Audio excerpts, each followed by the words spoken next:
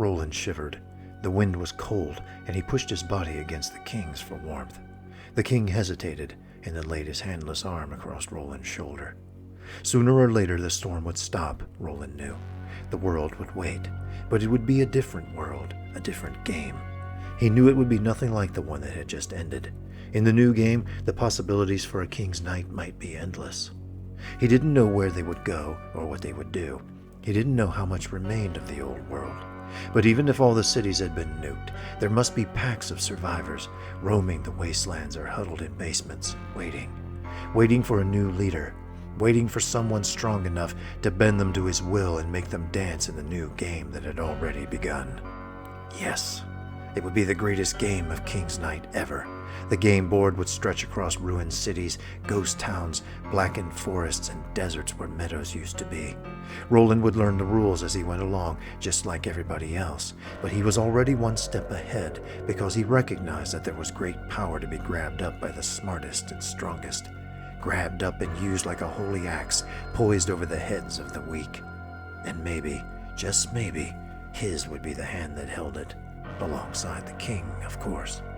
He listened to the roar of the wind and imagined that it spoke his name in a mighty voice and carried that name over the devastated land like a promise of power yet to be.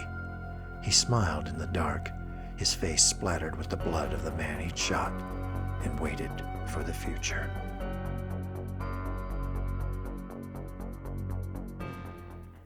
Hello and welcome, or welcome back, as the case may be, to the Atlantean Archive. I'm glad that you've stopped by. Thanks especially to those of you who have subscribed, you've liked the content, you've commented on the videos. It's always great to exchange observations with those of you out there who remember this kind of content that I share on here. It's great to share things that you love and to get that love back and to get so many different perspectives on things that that we all grew up with, just sharing that kind of content. You Gen Xers out there, you older people, we all grew up with so many of the same influences. On this channel, I specialize, for those of you who are just stopping by for the first time, I specialize in retro content, mostly 70s and 80s type stuff, but also the stuff that came before that and lent its influence to that kind of content. Talk about all that sort of thing. Books, movies, TV shows, that sort of stuff. If you have recommendations for something you would like me to cover, let me know. Be happy to consider doing that. And if you were involved in any of those things, if you were a writer, an actor, a producer, or in some other way involved with some of those retro type old TV shows, movies, and that sort of thing, or an author who has written on those subjects, and you'd like to come on, share some things with the audience, let me know. I mean, if you were in Captain Power V or the old War of the Worlds TV show, for those of you who remember that, or anything like that in those genres from that time, let me know and we can talk about maybe coming on the program and sharing those things with the audience. I know many people would probably really love that. So moving into today's topic, I want to talk to you about a book that has, from the moment I read it, rose to the rank of one of the few books that I would genuinely say that I love. This is a book that takes things to the next level. There's a lot of books that I like, but there are fewer books in this category. When I was growing up, it was 20,000 Leagues Under the Sea. It was The Adventures of Sherlock Holmes. It was War of the Worlds by H.G. Wells. When I got older, started reading a little bit more broadly, Ender's Game by Orson Scott Card, which I consider an excellent, almost a perfect science fiction novel. And then this book we're going to talk about today, Swan Song by Robert McCammon. Now, Robert McCammon, for those of you who may have never heard of him, was a horror writer. He's still writing today. I think he was retired for a while, but he's coming back, starting to write more nowadays. But he was out about the same time as Stephen King was hitting it big, and he was putting out similar type material of varying quality, as Mr. McCammon himself has said. And he has a loyal following, but he never attracted the attention that Stephen King did or rose to that level of popularity and got that kind of notoriety. And this, I think, is definitely the best book of all the stuff by McCammon that I've read, and many of those of you out there who have read more are saying the same types of things. You think this is far and away his best book. Now, when it's compared to Stephen King, when McCammon is compared to Stephen King, one book comes to the fore in those discussions, and that is Stephen King's best-known post-apocalyptic fantasy horror novel, The Stand. These books Very similar books, but also very different. They are most similar in the arch villain in these stories, Randall Flagg in The Stand, and in this book, The Man with the Scarlet Eye. That is where these books come closest. Those characters are very similar to one another. Otherwise, they are very different stories. They are written in very different styles, and the characters are also quite different. I think the authors are trying to do different things, and they go to different places. So we're going to get into all of that.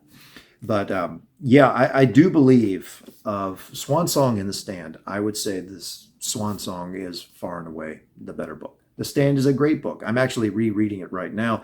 Not too long ago, also, my brother got me the original. I've only ever read the expanded version of The Stand. So this is the original published version, and I'm going to be comparing those and contrasting them. I see differences of opinion. People like all the additional material that they put into the re-release of The Stand, and also the update. They updated it by like a decade. And others, however, say that the more streamlined version is superior. So we're going to find out. But in the meantime, I want to talk to you about this book that I almost didn't read, which has since become one of my absolute favorite books of all time. Now, why did I almost not read it? Those of you who remember the Paperbacks from Hell era, you remember the covers on those books. Some of those things were pretty wild. And I had read a couple of them, and those were, shall we say, not exactly books that if I were going to put a time capsule together for future generations to have a sampling of late 20th century literature, I don't think they'd make the cut. It's just, yeah, no, they wouldn't. So when I saw this, it was not this cover. It was a cover with a big skull, big grinning, flaming skull on the cover. And I just remember seeing that, and it looked like so many other books I had read that were trashy, and I'm just like, man, that just, I don't think so. But at the same time, I kept seeing it, and I would come across it in used bookstores, and it was big. I mean, this is a brick. This particular version here is 919 pages, so just a gigantic book. So I'm thinking, man, the author really took some serious time with this. This wasn't something that, you probably would crank out in a month and a half to make a deadline. So I just kept meaning to look at it, and I'm like, one day finally, okay, I gotta at least look at this thing and give it a chance. So I picked it up, started flipping through it, read the first few pages, and found myself absolutely hooked within just the first few pages. Bought the book, took it home, and read it in 3 days. And again, this is a huge book, 919 pages in this version. Read this thing in 3 days. I could not put it down. And as soon as I finished, I was sad that there wasn't more, and almost immediately started a reread on the book and loved it just as much. So let's get into this. As I said, Swan Song is post-apocalyptic horror fantasy. It takes place in the year 1987. The United States and the Soviet Union are on the brink of nuclear war. The world has been going steadily downhill over the last several years. It's a much more violent and dangerous world than what we experienced in our reality in the real timeline. Beirut, I believe, was blown off the map by a nuclear weapon. We've actually had acts of nuclear terrorism. The world is just in a state of brinksmanship, and it seems like at any moment the thing is just going to explode. It's like a pot boiling on the stove, and you can see it's just about to overflow. And you get the feeling that of just doom from page one. The President of the United States, in the opening of the book, is at a meeting with his cabinet, with his advisors, and they're telling him about the escalating situation with the Soviet Union, or you could call it the deteriorating situation. And the president is beginning to realize, to his despair, almost crippling despair, the way that McCammon writes it, that he is more than likely going to have to be the president who decides to press the button. Do we attack first, though? Do we wait for them to open up? Do we hold out hope that something will happen that will avert the catastrophe? Meanwhile, the hints that you see as we're introduced to the characters and we move into the story, again, there's that sense of doom. There's that sense of expectation. Everything seems to be holding its breath, waiting for something to happen. And McCammon brings this out beautifully. We start getting introduced to the characters. In New York City, you have a bag lady named Sister Creep. And she's out of her mind, quite literally out of her mind. She's one of these babbling bag ladies who goes around yelling at people and that sort of thing. She's preaching to people that Jesus is going to come back and rapture everybody in his UFO, and then there's going to be a disaster and all the sinners are going to be killed and all this sort of thing. And she's fighting off thugs on the street and trying to survive. And she has these distinct memories of something that she just can't quite let through in her mind. A flashing blue light, a man wearing yellow saying, "Give her to me, lady."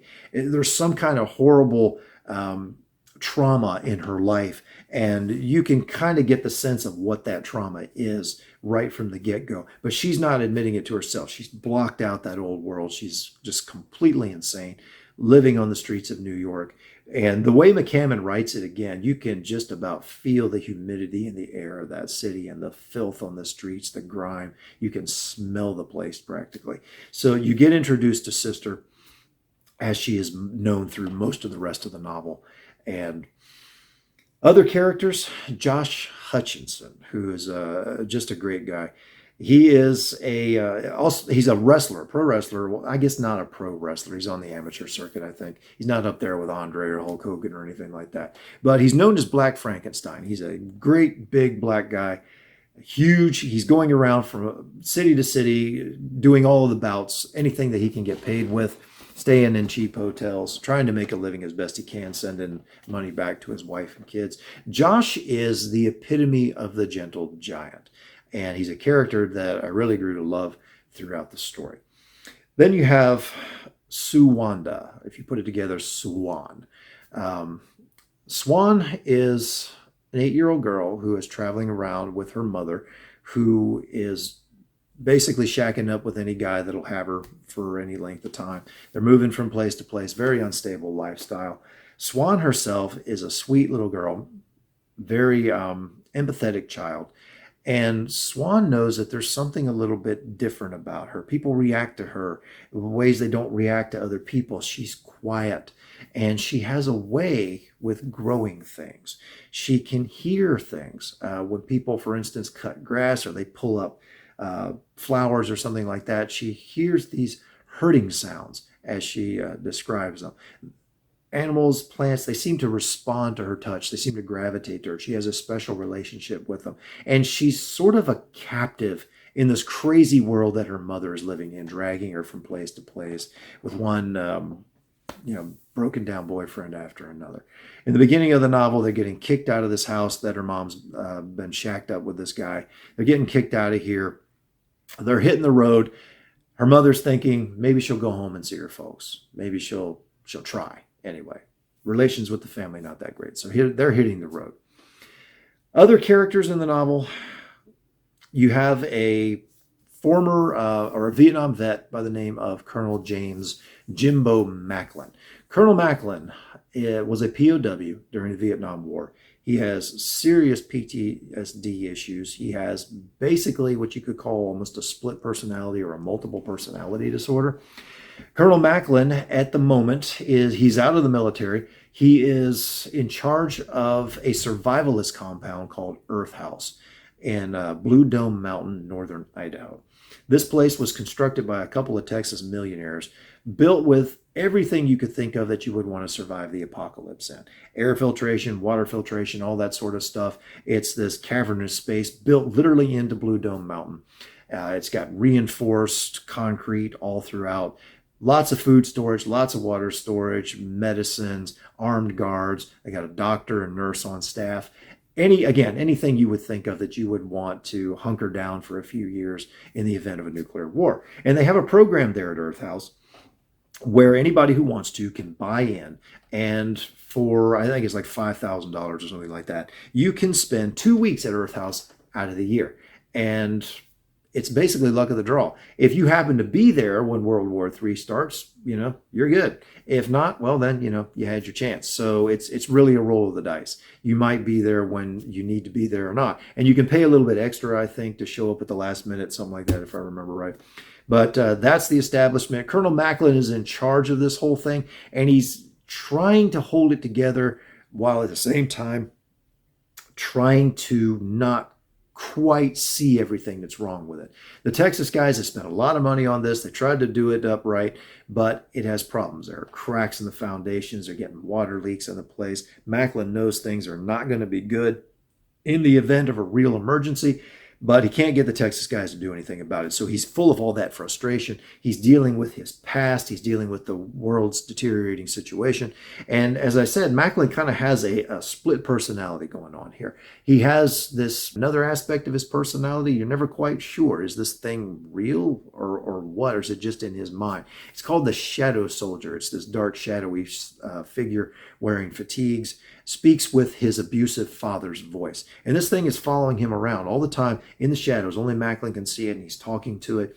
And it's always telling him, discipline and control. Discipline and control makes the man. It's the same things that he told him when he was in the pit with the Viet Cong tormenting him in Vietnam when he was a prisoner of war. And the Shadow Soldier, it kind of reminds me of the old Star Trek episode where Captain Kirk gets split in half by the transporter. And he's got his more gentle side, and then he's got his ferocious side, the side that gives him the strength of command. The Shadow Soldier is like Macklin's split personality. That aspect of it is the one that gives him the strength of command, the steel that he needs to exert authority and to just get on with life after everything that he's been through. Again, it speaks with the voice of his abusive father, a guy that was always beating him and finding fault with him no matter what he did. So you've got Macklin in charge of Earth House here. A family that happens to be traveling to Earth House for their particular tenure there is the Croninger family. And they have a son, young son named Roland Croninger. Roland is a fascinating character, terrifying character in many ways. And he's a geek. He's a complete computer geek. He's programming his own game as the story starts, called King's Knight. He's fascinated with medieval weapons and methods and the idea of being a knight in the service of a great king. And he fancies himself as potentially this powerful figure. But he's the kind of kid that gets beat up at school and all that sort of thing. Just your classic geeky type character. But Roland has a serious mean streak in him. He's already getting back at the people in his life. He's already found some ways. As he says, a king's knight gets revenge. A king's knight doesn't cry, he gets revenge. And McCammon gives you an example of how he does that in one notable way early on in the story. So Roland and his family are going to Earth House. They fascinated by the journey. The mom's not too sure about it. The dad's all enthused, and Roland is just, he's on the moon here. And when he meets Colonel Macklin, especially, this guy is a kind of a god. This, to him, this kind of kid with that King's Knight mentality, this could be the king, and he's the knight in his service. So this is kind of your setup here. These are the main characters that we start the story with, in addition to the president, who is only in the very beginning of the story and then shows up, later. I won't go into that too much. I don't spoil things too much for you there. So we start off with these characters. Again, the deteriorating world situation, and you see things coming to a head. At this point, Josh Hutchins finds his way to a place in Kansas called Paw Paw's. It's a store out in the middle of nowhere, out in the cornfields. Suwanda and her mom also stop in the same place. You've got Sister Creep doing her thing in the New York City subway. She's looking for shelter, trying to get away from some people that were harassing her on the surface, so she's going down deep. You've got Colonel Macklin and the Croningers going through the introductory tour there at Earth House. Then July 17th comes, and the war finally breaks out. The United States and the Soviet Union start lobbing ICBMs at each other. You're not really sure exactly who starts it, but it's a full-scale war, full-scale nuclear war. Everything gets blown off the map, pretty much. America, and you would guess by the same token, Russia, are just absolutely devastated by this thing. Josh and Suwanda end up trapped in the debris at Paw Paw's in the cellar there. You find out that his store, his cellar, all of that was basically kind of a bunker built for him by the Army boys, as he called them. They're on the edge of a missile field, as it turns out. So Josh and Suwanda and her mom and Paw Paw, they're able to go out and see missiles actually launching into the air, and they realize what's happening about the same time as a blast happens there. And they're driven underground. They're trapped underground. Swan's mother, I guess this is not too big of a spoiler, she dies. And then there's kind of a supernatural event there where Josh is told that he has a mission: protect the child, protect Swan. And the two of them have to make their way ultimately out of this into the wasteland. Sister Creep is trapped in the tunnels underneath New York City. She has to make her way to the surface and find out what's there, and meets up with some people trying to survive. Earth House suffers the kind of devastation that Colonel Macklin was afraid that it would, in a very creative way. McCammon, he pulls off something there in the story that was a really good way to handle that, I think. And so Macklin and Roland are brought together through that. And you end up with this war going on in Earth House as the survivors are trying to fight for supplies and all that sort of thing. And at this point, we move into the second phase of the novel, where we're introduced to the devastated world, the post-apocalyptic world. And McCammon really shines with his descriptions of this. It is an absolutely blasted, devastated, dreary landscape with constant snow, black skies. This is your classic nuclear winter type scenario. And he does a fantastic job of describing it. The bleakness just draws you into the story. At this point, you wonder, how could anybody survive this? Why would anybody want to survive living in a world like this? Josh and Swan make their way out of there, and they meet some people. They team up and do their best to try to survive and move on and find other survivors. Roland and Colonel Macklin end up in the King's Knight sort of game that Roland has imagined. And they have their own war for survival going on, quite literally, as the book develops. Sister Creep runs into some other survivors there in the ruins of New York City, and they begin to try to make their way out. But at the same time, she's haunted by this figure she met right before the war, or right after the war broke out, as a matter of fact. She comes across this movie theater in the midst of all the devastations, the only thing standing there, and this figure that's inside of it that assaults her there. And she also comes across something in the ruins of the city that becomes like a MacGuffin through the rest of the novel. It's and I won't go into it too much. It's a power type object that becomes the subject of a tug of war as the novel goes on. And it has this fantastic power. And this is one of the things that McCammon throws at you. He doesn't explain it, though. Sister happens to think maybe it was created by the fires of the radiation and all this sort of thing. It's made out of jewels, and apparently the remains of a jewelry store forged this thing out of glass and jewels and all that sort of thing.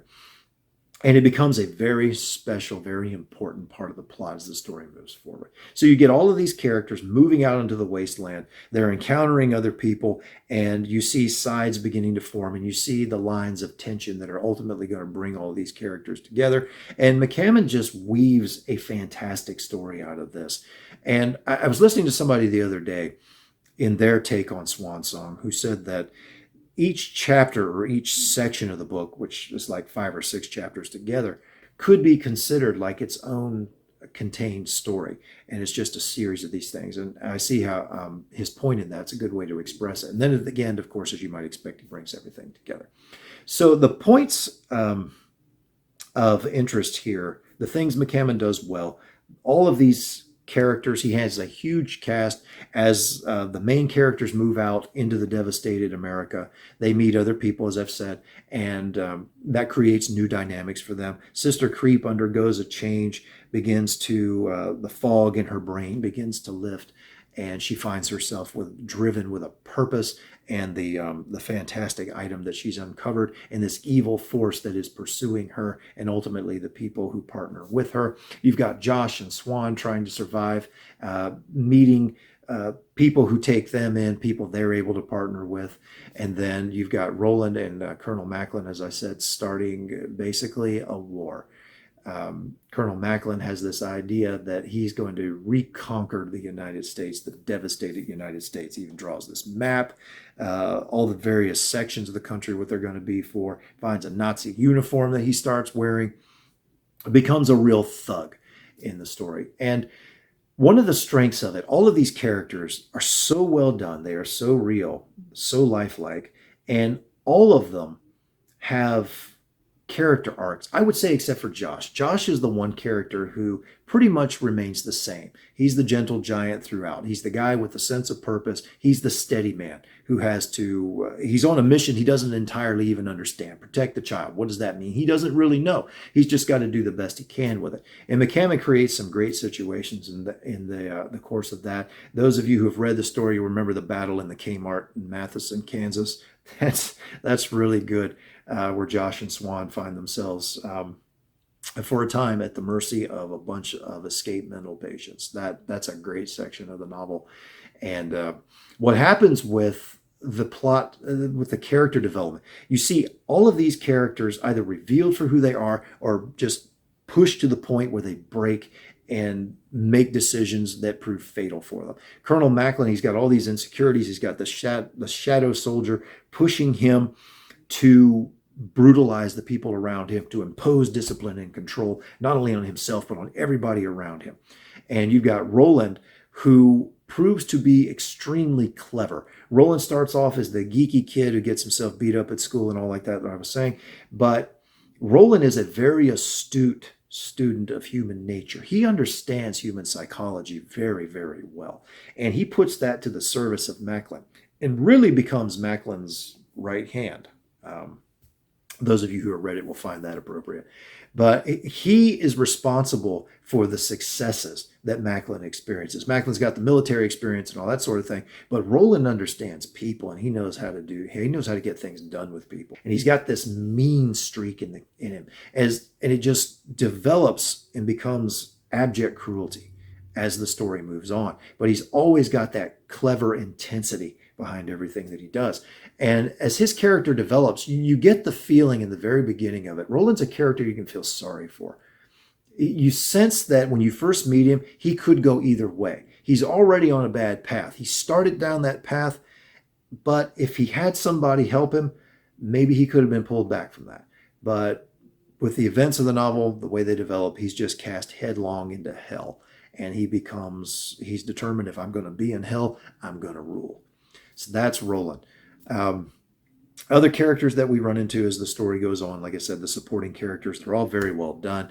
And the storylines are all brought together in a very natural, very effective way. Everything seems natural. Everything really works. And the tension builds. And you can see kind of where things are going, but you don't know exactly how it's going to end. And this is one of the ways that this Swan Song really outperforms The Stand. The one complaint just about everybody has about The Stand is the ending. It just seems to have this build, and then a very anticlimactic climax, and it just sort of fizzles out in the end. Swan Song is totally different. It's handled, I think, extremely well. It's very compelling, very well done. And then we get sort of an extended epilogue that takes us into the postscript there. But fantastically handled. This novel, unlike The Stand and Stephen King's way of writing, McCammon doesn't meander all over the place. He'll give you some backstory. He'll give you the character development that you want and need as you go through the story. But he doesn't get bogged down, and he doesn't go into weird tangents the way Stephen King is prone to doing. So you don't have that. And as a result, the story flows a lot more smoothly. There are so many creative elements that McCammon brings to this thing. You can tell that this world really lives to him, and these characters really live to him. One of the clever things that he does, well, I guess I should say this, midway through the novel, you get a 7-year time jump. Swan goes from being, this 8-year-old girl to this 16 or 17-year-old teenager. And she's undergoing her own character development. Like I say, just about everybody does except for Josh, I think, and it's all well handled. And once you get the time jump, you see the deterioration there, and you're like, how could anybody have survived any of this? But there's another thing going on as well, in addition to the radioactive snow, the crazy malformed animals that have been scarred by the radiation. You've got two-headed mountain lions and stuff like that running around. You've got packs of wolves hunting people in the forest. All these kinds of things. This horrific world that McCammon has created. There's another element that he puts in that I haven't seen done in anything like this. It's called Job's Mask. It's this formation of growths that begin to appear like small moles on people's skin. And they all assume at the beginning that it's radiation sickness, that it may be skin cancer caused by radiation sickness. But it grows, they try to cut it off, it grows back, and ultimately it forms this hard shell of growths all around a person, just leaving maybe a slit for the eyes and for the mouth. So people can barely hold their heads up. They can barely see. They can barely breathe. Not everybody gets this, but Josh does. Swan does. Sister does. Roland and Colonel Macklin do. And it's, in a way, kind of like a picture of Dorian Gray type of thing is how it ultimately develops. It's really well done. And you can kind of see, you get some hints of maybe where it's going.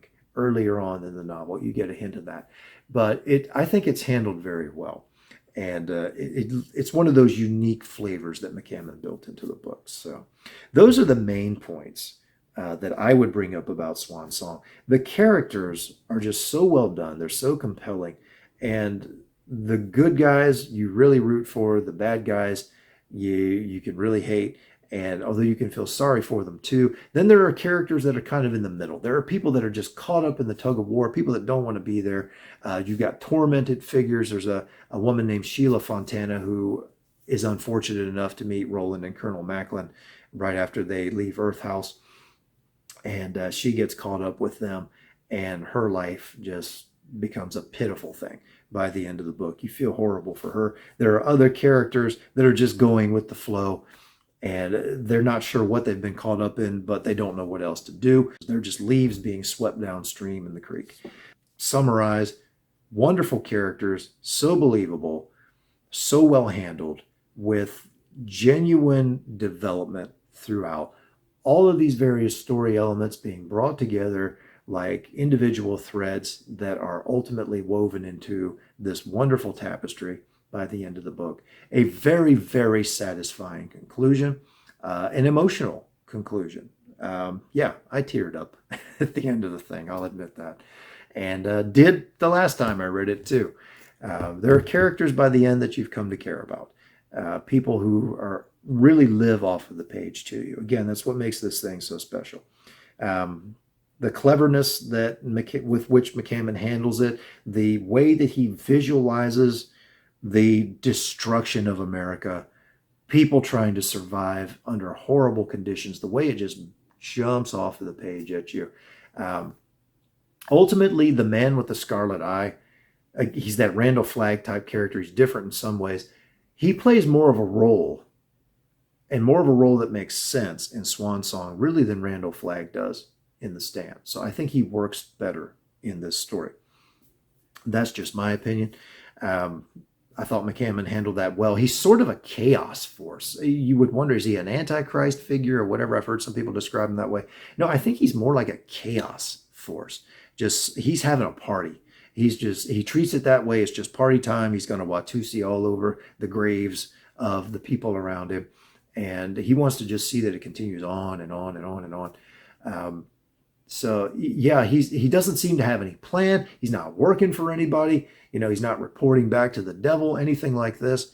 He's just a loose cannon with supernatural abilities. You get the feeling that he really is maybe the embodiment of the evil, the chaos of the old world encapsulated and personified. So many things about this that work so well. I could gush on this thing forever. This is the kind of book that I would love to do a panel discussion on, with other booktubers or somebody who just wants to talk about it a little bit, because I could talk about this thing forever and various elements of it. But I don't want to spoil it too much for those of you who have not read it. But I also did want to throw a few observations out there for those of you who did, just because it's so much fun to share something that you love. Let me know in the comments. What do you think about Swan Song? Those of you who have read it, how do you think it compares to The Stand? Who are your favorite characters in it? With me, I guess Josh, Swan, Sister would be my favorite characters in it. The great standout moments of the novel, like I mentioned, the Kmart situation, other parts of the novel. Let me know what you think about it. Let me know if you've read other McCammon books, what do you think about his work in general? So I can't recommend it highly enough. At some point, if I ever am fortunate enough to meet Mr. McCammon, I'm going to buy the Ultra Special Deluxe, Happy Dance version of this book and get him to sign the thing, and look very much forward to that. I did another video recently that touches on Swan Song because at long last, as so many of us have thought was just inevitable for so long, they are finally making Swan Song into a television series. And you better do it right, people. People love this book. They want to see this thing done faithfully. They want to see it done right. Robert McCammon is a producer, consulting producer on that project, and it seems like from what I've read and what I shared in that video, which I'll link to in the description if you want to watch that, it seems like the people who are handling this have real respect for the source material. They love the novel too. I'm hoping they don't try to modernize it too much, make it, God help us, relevant, all that kind of stuff. But this is something that has long been asking for an adaptation. We've had a couple adaptations of The Stand, not one of this book, and I'm very much looking forward to seeing what they can do with this. Hopefully they'll do that right. They'll stay faithful to the story. They'll give us a great cast that brings these characters to life, and they'll give us something truly memorable, because I think if they handle this thing well, this could be a classic on film for the small screen, as well as the book is a classic in and of itself. So, Swan Song by Robert McCammon. And if I seem like I'm babbling a little bit in this video, it's just because, again, there's so much here that I could go into. And this is one of those books that just touches you on that deeper level. The characters make it so meaningful. Maybe that's part of it. Now that I think about it, throwing in another observation for you here. No extra charge. In The Stand, the world is pretty much, as Glenn Bateman says, intact. Everything's lying around waiting for somebody to pick it up. You've got all these characters. Yeah, they've been through this horrible situation, all this trauma, but they're going around, picking things up and putting it back together in a world that makes sense to them. The characters in Swan Song, on the other hand, are in an absolute devastation. They've come out into a world they don't recognize anymore, a world that's very much on every level trying to kill them. And they rise or they fall. They shine or they turn into the Walking Dead. And you see that throughout the novel. And I think maybe that's a good part of what makes this so compelling. How can Josh still be such a great character living in this world? Why does he protect Swan? Watching Swan grow into who she is meant to be. Watching Sister come out of the ashes of her former life and the literal ashes of New York to become this steady, driven figure who is chasing a dream, as you will find out in a very literal sense as the novel goes on. And then you have others who are succumbing to the dark side. You've got so much more of a juxtaposition there, maybe so much of a dark background that causes the characters to stand out that much more, and for their fates to be more compelling maybe than they would be in The Stand. As good as some of those characters are, again, The Stand is a great book, but I think this is one of the things that takes Swan Song to the next level, is just the simple scope of the devastation and the way the characters act and the way you come to connect with them throughout the story. So I'm glad I thought of that before I ended the video, even though it added another couple minutes to it. And my videos are long anyway. I babble. I love to talk about these things. I love character development as a writer myself and just a person who loves to read. I love story. I love character. So I get into this stuff and I unload. So I hope you enjoy that kind of thing. If you do, you've come to the right place. So Swan Song, Robert McCammon. If you haven't read it, remedy that situation. Especially if you love sci-fi, fantasy, horror, post-apocalyptic literature. You can't do better than this, in my opinion. So thank you for watching. Please comment on the video. Again, let me know what you think of the book compared to The Stand and all of that. And any other, again, suggestions that you have for me. If you do like the video, please do give it a like. Please consider subscribing to the channel and sharing it with anybody that you think might be interested in the content. And until next time, God bless.